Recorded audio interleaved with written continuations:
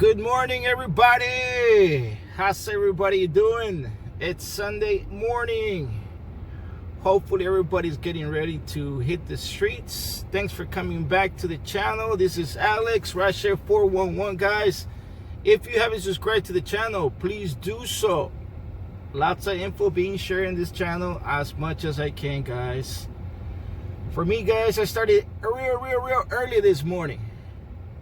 And it's gonna be a long day since I'm trying to make some numbers up for the week because I took a couple days off, so I need to hustle the whole day today. And I want to show you guys the time and my clock in the car so you guys can see what time it is. So that's the time, and look where I am. If you can recognize that building right behind me, you guys know where I am. Second trip brought me here to the craziness. So today's topic, guys, is having the right tools for you to drive at the correct speed. And when I'm talking about the correct tools to ride the correct speed, I'm talking about you having the correct stuff in your car. For example, what is the thing that we use every day, and we hit that thing so many times through the whole day? That would be your phone.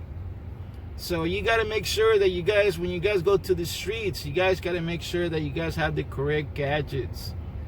I bumped into a guy the other day, and he was just having so much trouble with his cell phone, and I totally understand that everybody's in different stages, different platforms. But I mean, if you're gonna do this as a business, you're gonna do this like your second hustle, guys.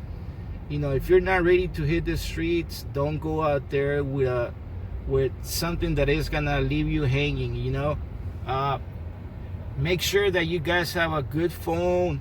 You don't want a phone that is gonna break on you like half of the trip, and you guys gonna be stuck with don't know what to do because your phone battery died on you, or because you have a broken screen and you barely can see if you're gonna make a left or a right turn, and the customer in the back seat, it's already talking crap to you because you don't have the right tools at the right time. So this is today's message. Just before you hit the streets, double check your phone, double check your wires, double check your batteries. You guys got to be ready to hit the streets. Don't just jump in the car and let's go. It's going to be double work for you, and those are your tips right there, guys. If you guys leave the customers hanging, that's going to be your tips right there. For one stop that you miss, or you probably missed a curve, or you took the wrong freeway because your phone wasn't working properly, that's your tips right there, guys. So take care of them. Take care of your tips, take care of your customers.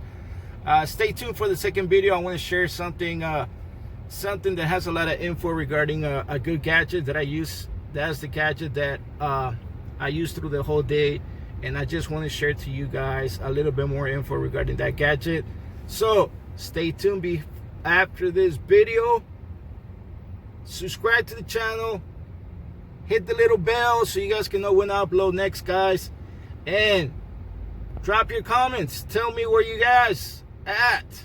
Tell me what you guys think about the channel. Tell me what you guys want to see so I can bring it up to the channel.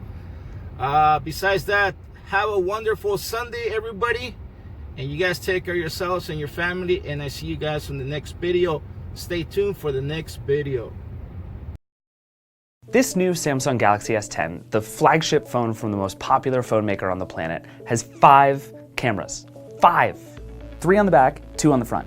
So why does any phone need 5 cameras? Over the last few years, the camera has become the most important feature of almost any phone.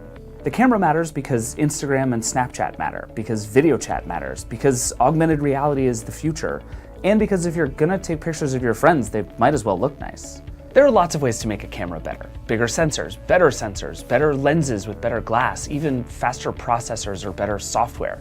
There's really nothing stopping this phone from taking pictures as good as this DSLR, except that this DSLR has a sensor many times bigger than this phone, which means it collects more light. It's just not possible for this DSLR to be this small. It's just physics.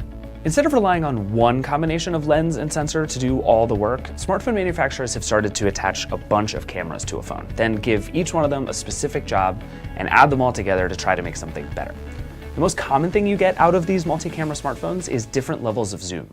Optical zoom actually magnifies images, whereas digital zoom just crops and blows up your photos using software. In conventional cameras, you get optical zoom by moving the lens, but a moving lens would make your phone too big and too fragile. So instead, the Galaxy S10 has 3 cameras, each one fixed at a different zoom level or focal length. On this phone, if you want to shoot a really wide photo, you're shooting out of one lens, a normal range photo uses another one, and a zoomed in photo uses the third.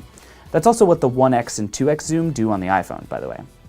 There's a lot more that these cameras can do too. You know the portrait mode on your phone with the blurred background around your subjects? That's possible because the 2 cameras act like eyes. Each one sees a slightly different angle of the image, and they combine to give the camera something like depth perception. Once the camera learns how far away things are, it can do things like blur the background or even change the lighting in the shot. Another way to achieve the same effect is by using one camera plus a separate depth sensor that's used just for getting that 3D effect. That's what this S10 does with the front-facing cameras. Only this one is an actual camera. The other lens is just for processing that blurry background. Some phones, like this Essential phone, also use a black and white camera instead of a second regular sensor. It's actually able to collect more data about depth and lighting because its sensor doesn't have to worry about reds and greens and blues. It can just register how much light is coming in. Then the phone can use that depth data with the color sensor to make sharper, more detailed photos. Plus, a lens like this one typically takes awesome black and white photos. More often than not, all the cameras on your phone are full color normal cameras. And the more of them you have, the greater potential you have for better photos. With the right software, it can take the best parts of a bunch of images and put them all together. That's how HDR photography has always worked. It takes multiple shots, some overexposed, some underexposed, some correct, then combines them into one perfect shot. These cameras can do that automatically. So here's a natural question. How many cameras are we gonna end up with? This light camera has 16 cameras on it, and it takes 10 pictures every time you press the shutter. Light's working with smartphone manufacturers to add up to 11 cameras to the back of a smartphone. Then, all the way on the other side of the spectrum, there's Google. The Pixel 3 has one camera, and it relies on software to get some of the best shots I've ever seen on a phone. It uses the slight movement of your hand as you hold the camera to get depth information from multiple angles. And it can even approximate optical zoom, kind of, by collecting data before and after you hit the shutter. What's most likely to happen, I think, is a little bit of all of the above. Do you want a humongous phone with a giant camera and tons of zoom? You can have that. Do you want a cheaper phone that still takes great pictures of you and your friends? You can have that too. As for the Galaxy S10, I really like having the 3 cameras, the wide, normal, and zoom. It covers pretty much everything I want to shoot, and it only makes the phone look a little ridiculous.